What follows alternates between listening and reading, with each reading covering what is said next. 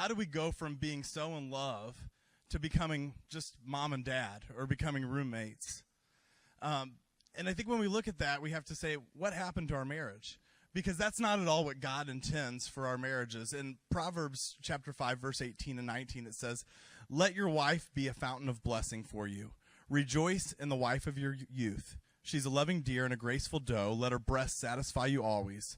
May you always be captivated by her." You see, God is talking here to not a couple that's young. He's talking to a couple that's old. And he's saying, let the wife that you married when you were young always captivate you. Let you always be like excited about this wife because she's designed to be a blessing for you. But somehow I think what happens is years pass and seasons change, and slowly we find ourselves no longer captivated with our spouse. Instead, we attend church with them, we parent kids with them, we eat meals with them, but sooner or later we just kind of drift apart. And we no longer feel captivated in the way that God describes. And in fact, the King James version of that verse says ravished by them. I think that carries a lot more this idea of passion. But the romantic love that we once had, I think, just starts to dwindle. And it's not something that's uncommon. It just happens. And usually it happens so slowly that we don't even realize it. And so I want to ask you, as you look back at your relationship, what Miguel described is he says, one day I stopped trying and she stopped noticing. When you look at the relationship with your spouse, could that describe you? Could it describe you as somebody that stopped trying or stopped noticing? Because I think it's easy to do. Shantae and I just had this conversation last week as we were preparing for this lesson, and we said, okay, we've been married 17 years. Over the last 17 years, is there things, ways in our marriage that we've drifted apart? Like, before we get up and talk to people about this, let's do some evaluation. And one of the things that we talked about was, I think there is. And, one of the things that was just kind of symptomatic of that is we talked about for probably the last 16 years, every night, whenever we go to bed, we would go to bed together. We would go get in bed at the same time, and a lot of times during the day, that would be the only time that we actually had conversation, when the TV wasn't going in the background and the kids weren't running around or they weren't listening. And something happened over the last year, and I don't know what it was, but suddenly we just started going to bed at different times. Wasn't really a big deal, but it was one of those things that we just talked about, that we lost some closeness because we weren't having that time, even though we never even really realized that it was that important until we stopped to talk about it. You see, God longs for you to have a romance story like no other. I think when we watch This Is Us, we can look at Rebecca and Jack and think, man, that's pretty awesome. Like, I wish my husband was more like Jack or something like that. But God longs for you to have a romance story like that too. And so tonight we just want to talk about how do we get back to that place, the place where we used to long for our spouse, where we look forward to date night. And date night consisted of more than sitting on the couch watching Netflix. When we were preparing for this lesson, we were doing some research, and we found a story of a man who was getting the trash ready to take out for trash day. As he did, he noticed a crumpled up piece of paper next to the trash can, and he picked it up, and what he found was a letter his wife had written to her best friend. And this is what it said. "We were so in love when we got married. It was nothing for us in those early days to sit and talk for hours. Even when we weren't speaking, there was a sense that we knew what the other was feeling. It's hard to know when we really grew apart. His job became more and more demanding, and I was always with the kids. And it may have been that I gave them too much attention, and he felt excluded. But looking back, I honestly feel that if I hadn't been speaking to them, I wouldn't have been talking to anybody. He comes home so tired he can hardly say hello, let alone tell me about his day, or even pretend to be interested in mine. I hate it. I longed to speak to him. Sometimes for a moment after we made love, I would believe he felt close to me. And as we'd lay there, I would begin to tell him so much of what I'd been longing to say. But so often as I would begin to share my heart, I would realize that he had already fallen asleep. And then a strange thing happened. Somehow, I just learned to live without him. It was as if something inside me shriveled up and died." So now, if you happen to be standing on either side of that note or feelings like that note, I think God wanted you here this weekend. And I think, all the lessons so far have done a fantastic job of, I think, pointing us back to God and back to the idea of where we started. And instead of drifting apart, instead of shriveling up and dying on the inside, as the letter explained, God desires you to have a love that would increase and overflow for each other. So tonight what we want to do is just give you some points and some things on how to restore the romance in your relationship, how to get back to that place where you once were. We've talked a couple times over the weekend is that the Bible, God often describes his relationship with the church as a husband and wife kind of relationship. And so tonight we're going to spend most of the time in Revelations chapter 2. And you might be thinking, why on earth are we going to have a marriage retreat in Revelations? But I think one of the things what we find here is that Jesus is talking to a church that used to be madly in love with him. And they used to have this great relationship. And at some point along the way, they just kind of fizzled. They drifted apart, and all of a sudden, they weren't quite what they once were. Sure, they were still married, and they were still kind of in a relationship, but all the excitement and all the passion and all the fervor of that relationship had gone away. So in Revelation chapter 2, verses 4 and 5, it says, "But I have this complaint against you. You don't love me or each other as you did at first. Look how far you've fallen. Turn back to me and do the works you did at first. If you don't repent, I'll come remove your lampstand from its place among the churches." You see, God recognized that there was an issue in this marriage, in this relationship. And I think sometimes, a lot of times, we can look at our marriage and recognize that there's an issue. And the good news is that Jesus gave us an exact recipe on what we need to do to get back to where we once were. And the first thing we need to do is recognize where we are. You see, Jesus said, look how far you've fallen. He's standing there, and he's asking them to look at where they're at and then to look back and see how far they've fallen. It was a reality check, a wake-up call. Is this where you ever thought you'd be?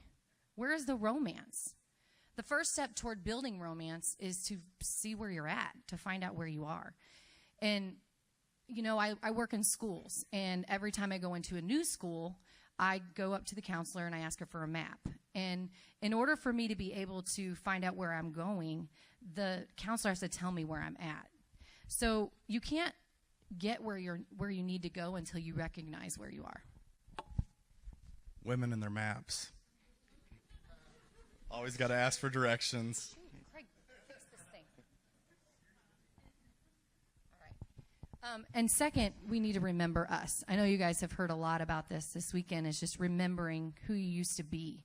You know, one of the things that really intrigues us about Jack and Rebecca's story is how they flash back all the time on where they used to be and how happy they were and married and in love. And you know, there's something about a memory that can just trigger to where you're right back where you were when you first smelled that smell or first saw that thing that you saw, or maybe it's a song that you heard. You know, there's something powerful about a memory. Last week we were raking leaves out in our front yard, and I was mowing, and I could see the leaves flying in the air, and it automatically brought me back to when I used to rake leaves with my grandfather. And the smell of the burnt leaves, you know, I could just smell them, and it brought me back to where maybe, you know, I felt like I was just right there with him, and it brought a smile on my face and that good feeling that you get when you have that nostalgic feeling, and I just wanted to be back there. So what are the memories that you can go back to? Remembering how you felt when your husband held your hand for the first time, or maybe when he walked in the room, maybe when you couldn't wait to talk on the phone. Maybe it's when you knew you were coming home to your wife and you were excited about it. There's still hope, but it starts with recognizing where you're at and then remembering us. And so I think, you know, part of that is when we look at that verse, right, it's look how far you've fallen and figuring out, again, where you are, where you used to be. But recognizing where we are and remembering is designed to help motivate us to make changes. The next thing that Jesus says to the church is, and I think he'd say to you guys and us about keeping romance alive, is to turn back to me, repent. You know, he'd say change the way you think and act. And we've talked a lot about this weekend, because a marriage design was never designed to just be us or you and your spouse. It was always designed to be you, your spouse, and God. And I think we have to look and say, okay, I need to repent, and I need to include God in my relationship again, and I need to make a commitment to turn back and change the way I think and change my heart so that I can change my actions. But I think one of the things that we got to talk about is we need to make sure we repent of our own stuff. In so many relationships, I think we try to change the other person. I don't know, I won't ask for a show of hands, but I'm sure sometime this weekend you're sitting next to your spouse and you were elbowing one another to listen up, or you came, hoping that God, please let them say something that will make him change, or that will get under her skin and make her act differently. He was. I was, yeah. No. And I think, repentance isn't about what your wife or your husband needs to do. It's about you. It's about being what you need to be for God and for your mate.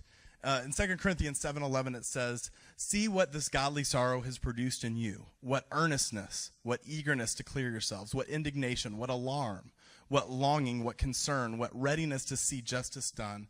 At every point, you've proved yourself to be innocent in this matter.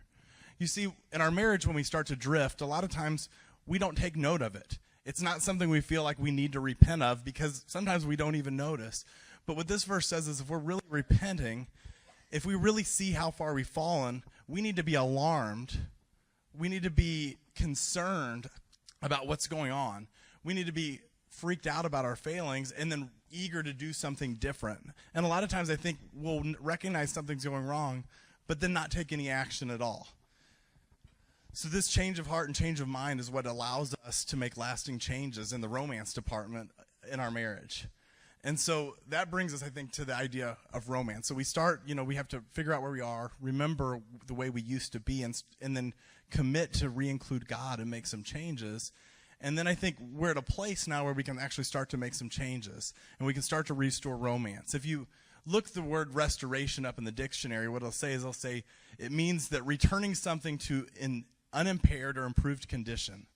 You see, when you can restore just about anything. You can restore old cars.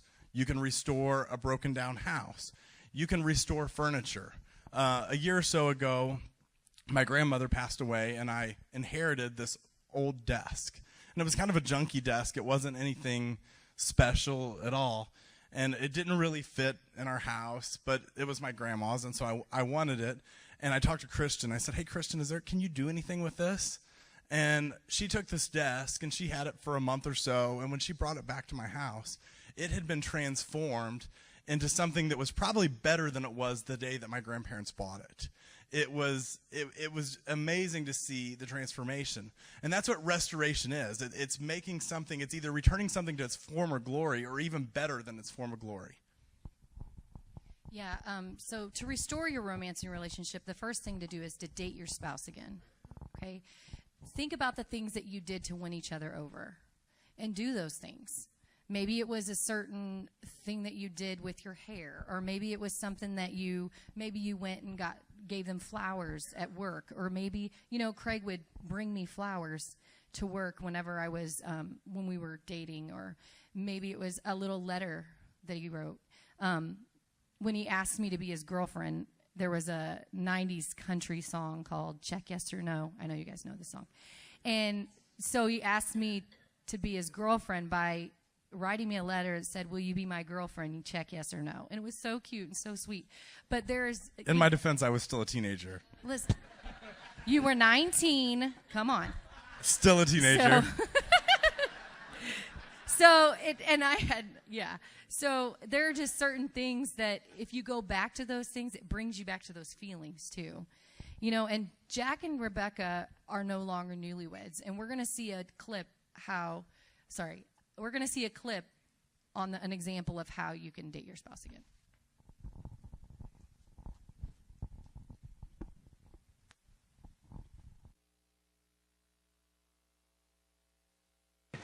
Give me a hand. What are you up to? Step forward. There you go. Okay. Okay. Step forward with me. Okay. Close this door. All right. Here, just grab one. Jack, Yeah. where are we? Somewhere. Can I take this thing off? No, yet? not yet. Not yet. Almost. Please. Almost. Okay, step up. Okay, come on. I got you. Okay. I don't want to walk into the I walls. got you. I've never put you in a wall. Can I please take this thing off? No, not yet. Almost. Almost. Wait. Okay.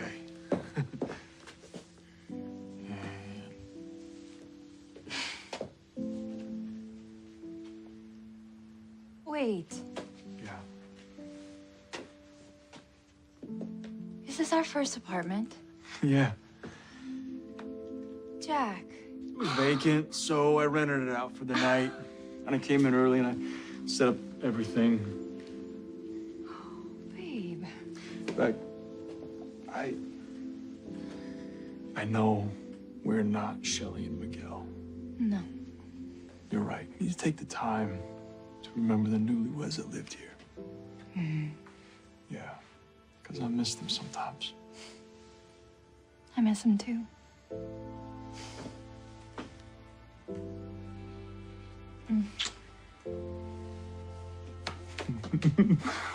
Jack.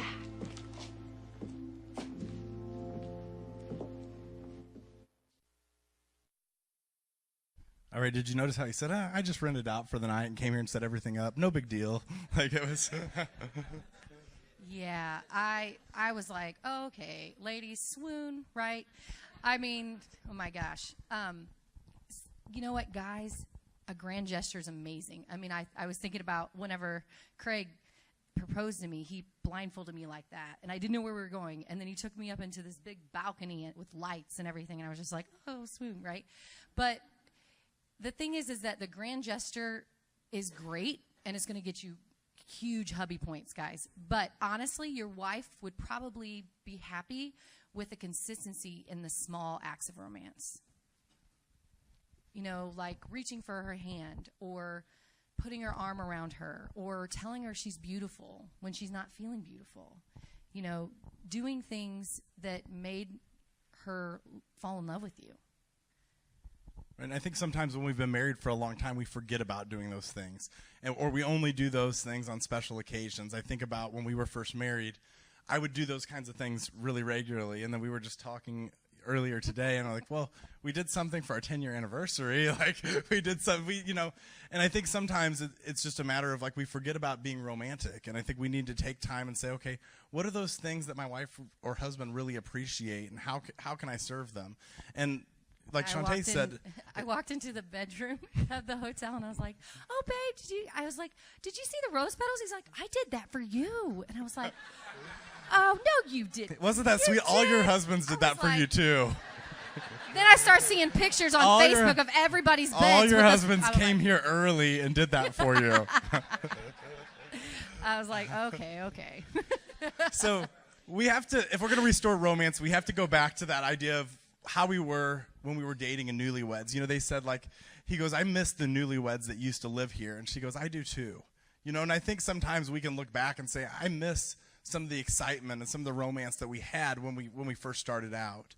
And then we also have to look back and restore the kind of intimate communication we used to have.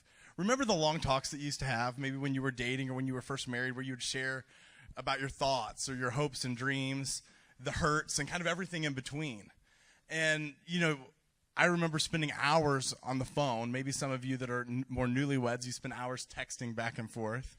But somewhere along the line, I think we lose either the desire or we just stop putting forth the effort to have real intimate conversation.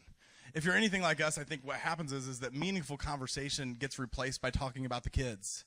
Gets replaced by talking about what happened at work that day, or by talking about what's going on with our friends. Or Shantae and I are small group leaders, and sometimes our date nights we'll be talking about what's going on with various people in our small group instead of really having real communication. I think about when we were first together, and do you remember when the internet was like dial-up, and you had to wait and wait and wait, and we would email each other back and forth like little e-cards. You've got mail. Yeah. And then I'd send him one and be like, "What a girl wants," you know, and stuff, and like all these little messages that kind of pop up, e-cards, you know. And then I'd just wait by the computer waiting for his to come through, and I'd be like, "You've got mail." And I'd come in there and be like, "Oh, it's so cute," you know. That's what I remember about whenever we first started dating. Yeah, and we talked all the time. So we've got one more clip to share, and don't tell Robert because he said only 2. But I didn't ask permission. I just figured I would do it and apologize later. Sorry, Robert. Will you get the lights one last time? I told him. I'm telling you.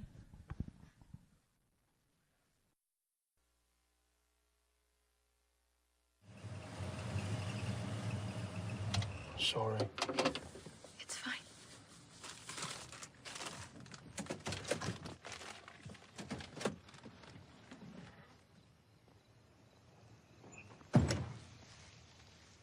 know, it's a lot harder than I thought. Talking to you is just all harder. Yeah. I can tell. No.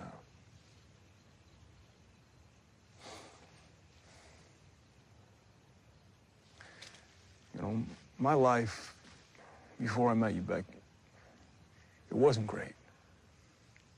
I just kind of tried to get away, you know, get away from my neighborhood, get away from my father, just get away from everything. But now they say that if I want to fix myself, I've got to sit in that. I got to sit in all the ugly, horrible years. And they say that on the other side of it, there's relief. That's what they say. But I feel like I'm holding on by a thread.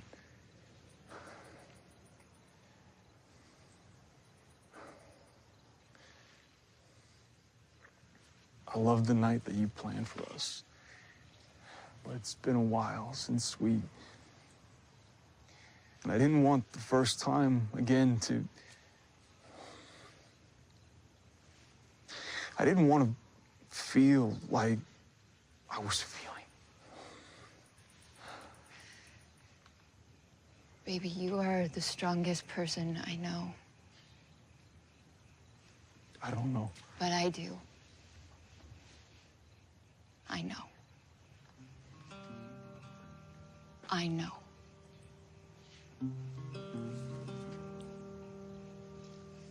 I know. Okay.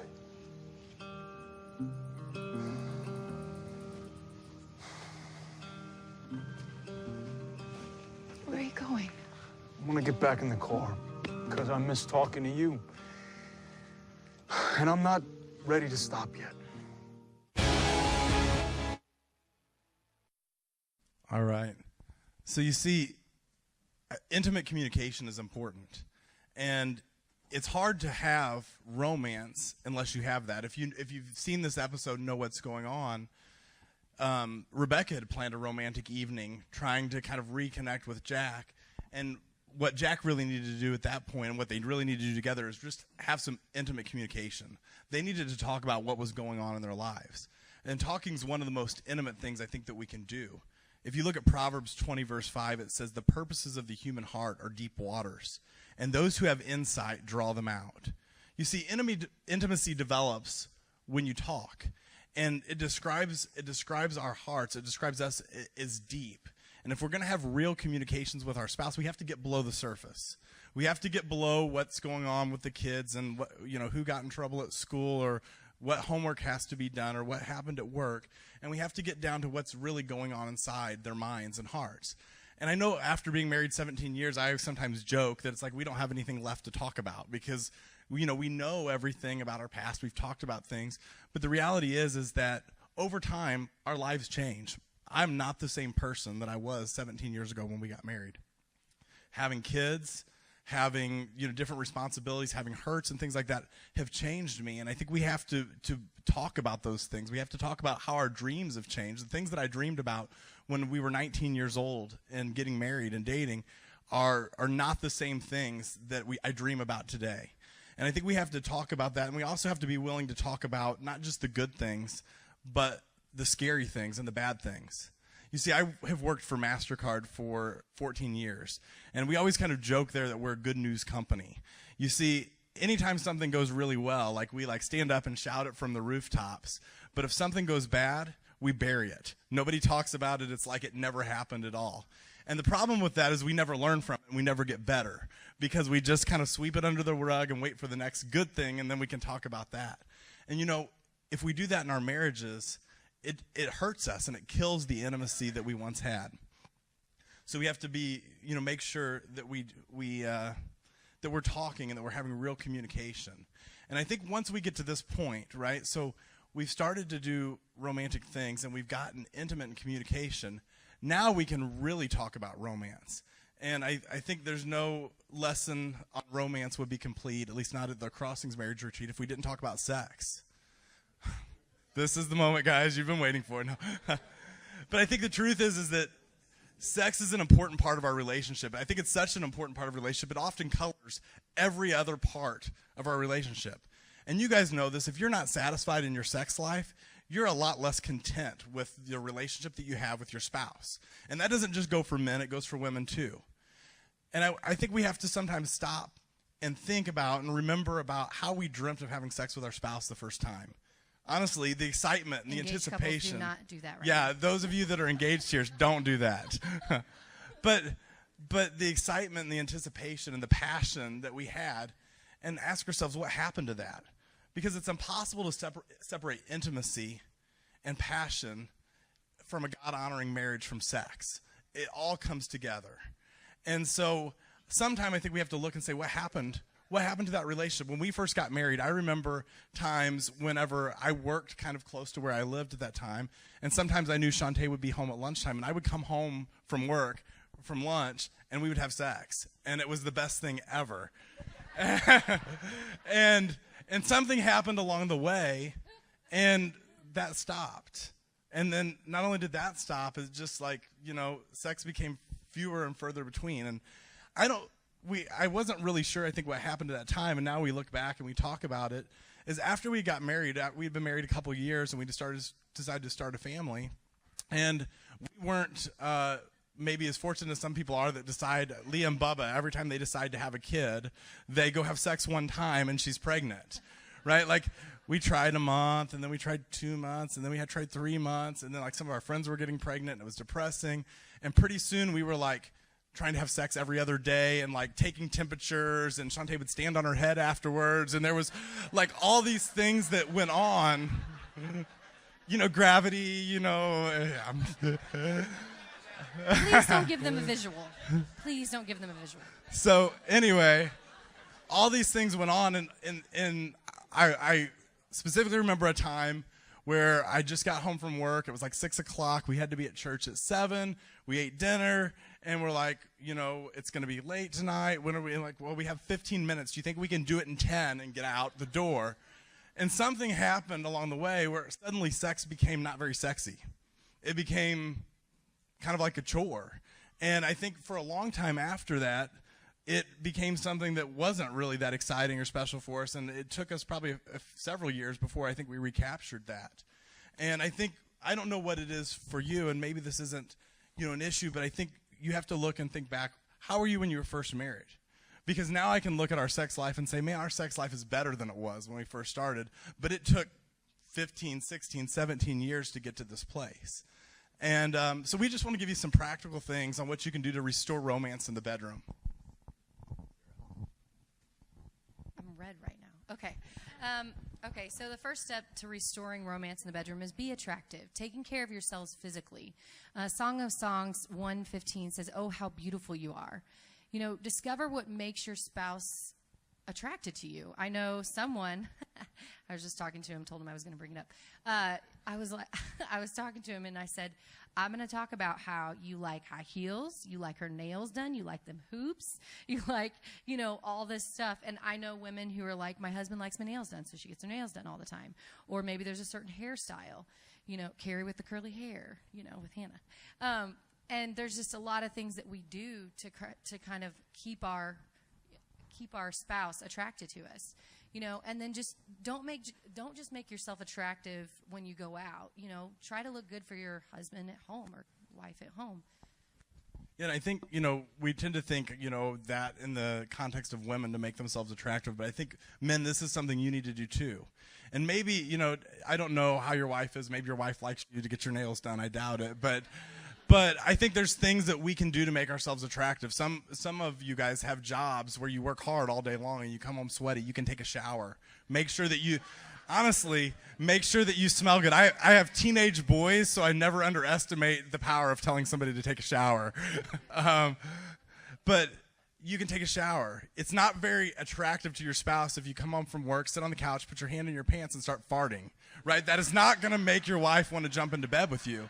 And I think a lot of times, and we're laughing, but I think there's some truth. We're laughing, but I think there's some truth into the way that we behave around our spouse as men, that there's things that we can do to be attractive to our spouse and make them want to go to bed with us, and that's not one of them. Anybody who knows Craig knows at your bachelor party you're going to get a manscaping kit. I'm just saying. He says it's because it's useful. I think he just wants you to have everything together when you get married. Oh, and the next thing is, other than being attractive, you need to take care of your attitude. Be attractive in your attitude. 1 Peter 3:3-5 says, your beauty should not, I always say booty. Your beauty should not come from outward adornment, such as elaborate hairstyles and wearing of gold jewelry or fine clothes. Rather, it should be that of your inner self and the unfading beauty of a gentle and quiet spirit, which is of great worth in God's sight. For this is the way the holy women of the past who put their hope in God used to adorn themselves. They submitted themselves to their own husbands. You know, that doesn't contradict the first point of being attractive. It just means that you need to be prettier on the inside than you are on the outside. Yeah. A couple years ago, we always have this issue with our daughter Hadley. She has a little attitude, but a couple years ago she was getting an attitude, and I was getting on her, and I was like, Hadley, you can't act like that. And she looks up at me, and she was maybe 6 or 7. She's 9 now, so she's maybe 6 or 7, and she goes, but Daddy, don't you think I'm pretty? Jen Binger, where you at? Yeah, her Aunt Jenny taught her that, by the way, and I don't know, I'm usually not very quick-witted, but I came back and said, oh, honey, it doesn't matter how pretty you are on the outside if you're ugly on the inside. And we got to have a conversation about that what makes us pretty isn't how we look, it's how we act. And it doesn't matter how good your nails look and how many hoops you have in your ears. If when your husband gets home from work and all you can do is gripe and nag at him, he is not going to be attracted to you. And men, you know, it doesn't matter, you know, how well you manscape or whatever else you do. If all you can do is grunt and groan about, you know, and complain about the housework that didn't get done and this or that and the other, you're not going to get lucky that night. It's just not happening because it's not attractive. You know, when I think about having an attractive attitude, well, first of all, I don't know if you guys have noticed, but Craig's been looking real good, and he's been working really hard. But when we first started seeing a difference in his body and the way he looks, I got really insecure, and I started wondering if I'm even worthy of him, or is he going to start looking other places and all these things. And I had to really confront those insecurities because it was I had never been insecure before, and with him anyway, I never had a reason to be jealous, and I still don't.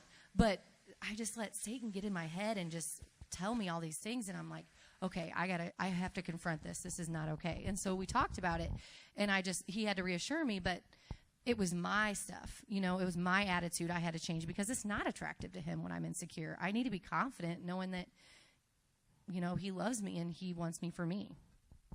Right, so we have to work on being attractive, and the second thing we have to do is be available. In Song of Songs 6:3, it says, I'm my beloved's and my beloved is mine. He browses among the lilies. So, you know, what the wife here is saying about her husband, she's saying, look, I belong to my husband. I belong to him completely, and he belongs to me. And because I belong to him, I'm going to let him browse among my lilies, if you know what I mean. That's what she's saying, honestly. That's what she's saying. She's saying, I'm not going to make him beg for it. If he wants it, I'm going to give it to him. I'm not gonna make him ask for it. I'm gonna initiate it sometimes. I'm gonna sacrifice my comfort to do that. And I think it doesn't matter whether you're a man or a woman. You need to make yourself available. I think we tend to think, you know, the guys tend to be like, yeah. But I happen to know, we've talked, you know, a lot about this with various people. A lot of times it's the guys that don't want to be available for whatever reason. And I think even sometimes in my marriage, I've been in that way because, you see, I like to go to bed a little bit early. I usually 10:30, 11 o'clock. I'm done for the day. And Shantae will stay. Good night. It's 10:30 or 11 o'clock. Shantae would stay up till 2 in the morning every night. And so, you know, on a good evening, we would get the kids put in bed, and we sit on the couch and watch TV. You know, you watch one episode, and then she'd look over and like, you want to watch another? And then, so it's 11 o'clock, and I get up and say, I'm going to head to bed, and she gives me the eyebrow raise. And I'm like, oh, baby, if you were wanting to do that, you should have hit me up like 45 minutes ago because I'm going to bed. This is the truth. This is not an exaggeration at all. Yeah. That expired 45 minutes ago. But I think, the reality is then when I sacrifice my comfort and be like, man, I'm tired, but you know what? She wants this. And so I do it. It takes me all of 15 seconds to get over being tired and turning something much better. No, not like No. 15 I knew you just speak it like that. to get over being tired and get into the festivities. Next point. Thank you. Next point. Be anticipatory. Long for it. In Song of Solomon's, it says, "My beloved is radiant and ruddy, outstanding among 10,000. His head is purest gold. His hair is wavy and black as a raven. His eyes are like doves by the water streams, washed in milk, mounted like jewels." Oh. His cheeks are like beds of spice, yielding perfume. His lips are like lilies dripping with myrrh. His arms are rods of gold set with topaz. His body is like polished ivory decorated with lapis lazuli. His legs are pillars of marble set on bases of pure gold. His appearance is like Lebanon, choice as its cedars. His mouth is sweetness itself. He is altogether lovely. This is my beloved. This is my friend. So obviously she's fantasizing about her husband. Am I right? So she's talking about all different kinds of him. Okay. So that's all I got to say. And when was the last time you thought about your spouse throughout the day like that? When was the last time you lusted after your spouse? Like I said, engaged people, don't do this. But just making sure that you're really thinking about it throughout the day. There's times where I'll send Craig a little emoji. And I'll be like, hey. Yeah, I know what it means when I get the eggplant and the peach emoji. I know what's up. Yes. Anyway. I send back the big goo goo eye emoji. Anyway. It's getting hot in here. Okay. All right. So when was the last time you fantasized? When was the last time you let them know, hey, I'm waiting for you. I want you to know that I'm here. I can't wait to be with you. If it's been a while and if we no longer anticipate the lovemaking as we once did, it may be that we've stopped fantasizing about our spouse. And you shouldn't be surprised if you're not having sexual thoughts about your spouse if you lack sexual desire. All right. So ladies, if you really want to impress your husband, it's the eggplant and the peach. Okay? Anytime during the day, send that to them and they will be happy. And the last thing that we have on this is, so, be anticipatory, but then be adventurous. And Shantae made me talk about this because I think it. Make you talk about this? Yes, you did. No, the story I did not make you tell the story. Okay. Anyway, be adventurous. Cultivate surprise and excitement in your physical relationship because, easy adventurous one. When you've been married for a long time, and some of you guys have, some of you guys have not, but you're going to be with your spouse ideally for the rest of your life. And so make sure that you make your sex life something that's exciting and something to look forward to. It doesn't always have to be in the bedroom with the curtains drawn and the lights off and under the covers, right? It doesn't, right? And I think sometimes that's what happens, right? It is that it ends up, one way all the time. And we talked about various ways to describe this. And I said, if I'm going to have to eat eggs the rest of my life, I don't always want them scrambled. Sometimes I want them boiled. First he said if I want my one dish for the rest of my life, I would want to sample other dishes. And I was like, that doesn't mean the same thing. So I was like, you sound like? No.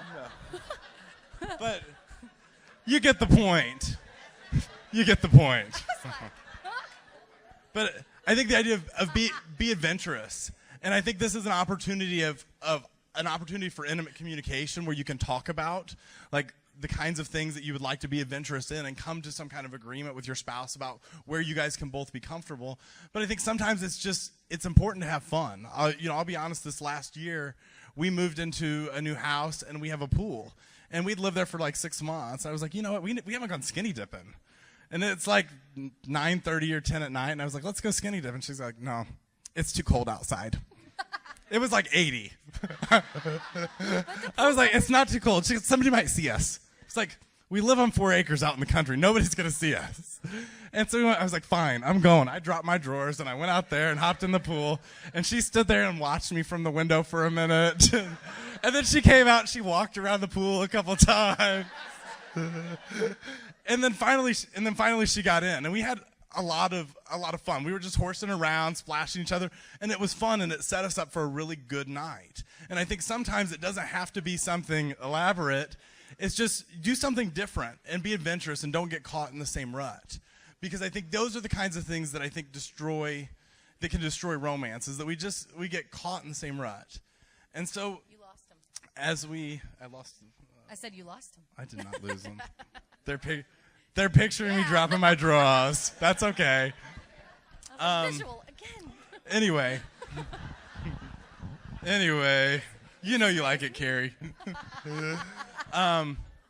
Anyway, so I think, you guys, if we're going to get back to the kind of romance that God desires for our relationship, we really do have to go back. And before we can get practical and we can start to talk about sex, or before we talk about those things, it really does start with us figuring out where are we at now?